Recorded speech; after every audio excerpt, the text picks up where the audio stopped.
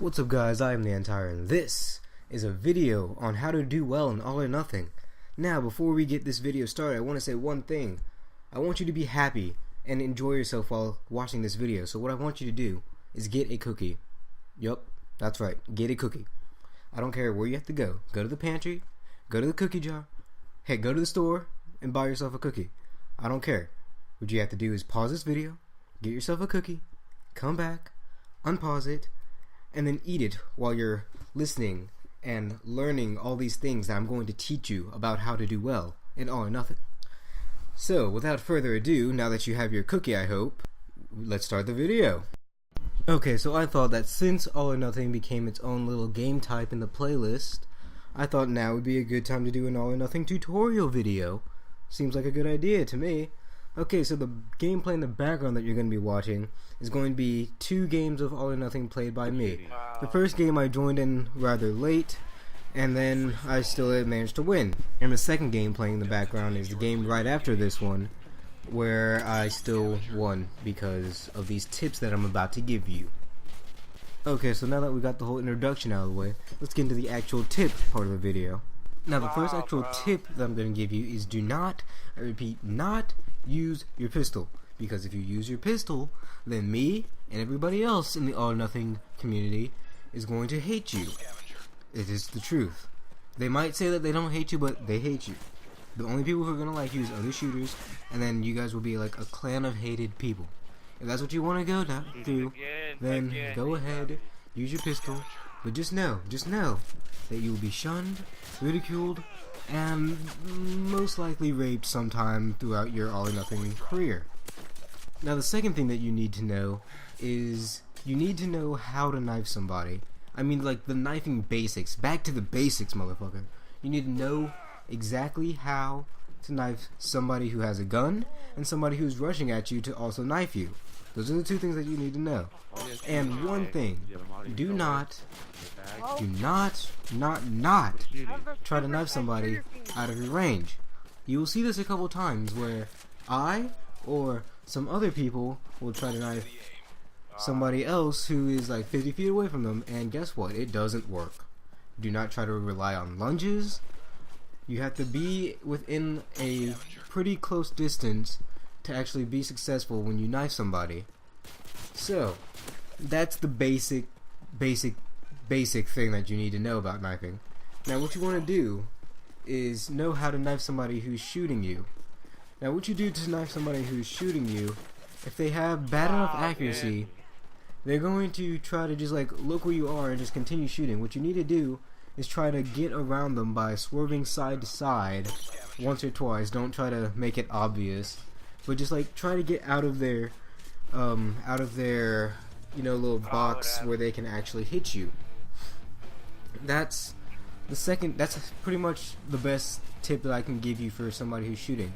Also for somebody who's shooting, you could, if they're stupid enough to actually follow you, you could like catch their attention, then run behind a corner, kind of wait for them to come right around. As soon as you see them, you just like just stab them, and that's normally how you can pick up a shooter in a normal game.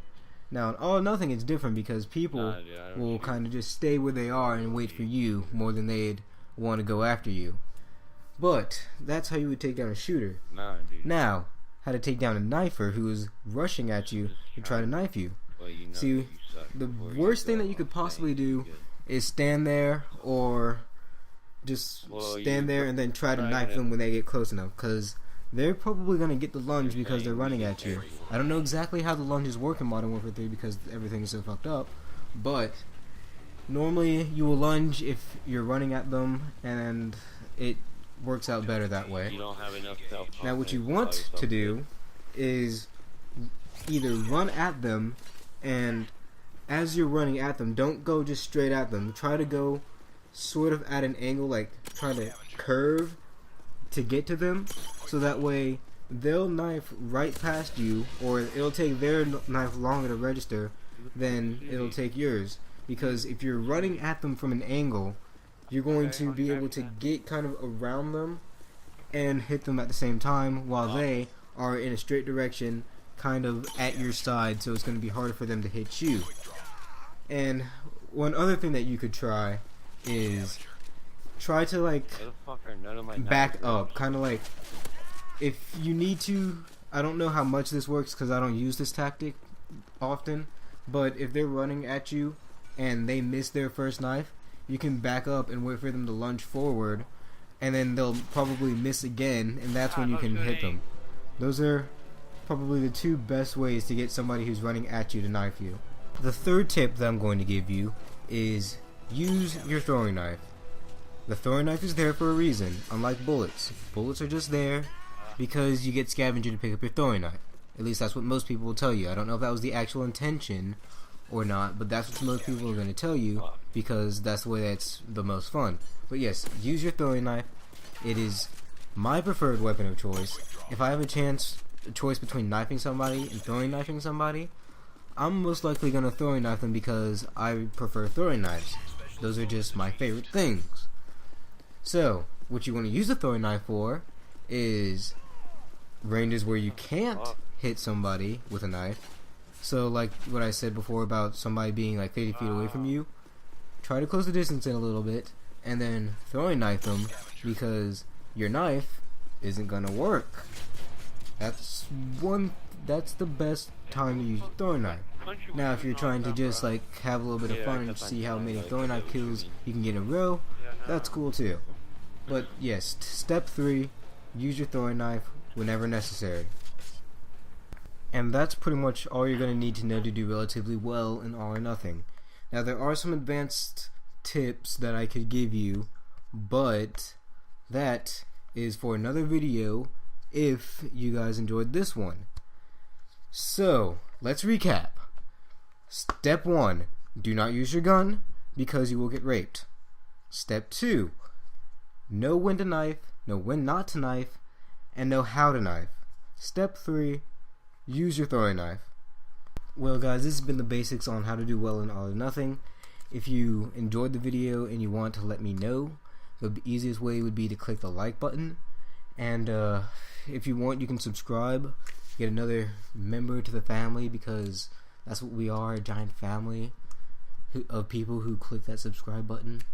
That dirty subscribe button that probably needs to be washed. But yeah, if you want an advanced tips and tricks type thing for All or Nothing and knifing in general, you can let me know in the comments and I will get started on that. I hope you enjoyed it, and if you want to look at my Twitter and follow me to know whenever I upload a new video and probably what it is, you can do that because my Twitter will be in the description. Have a nice day.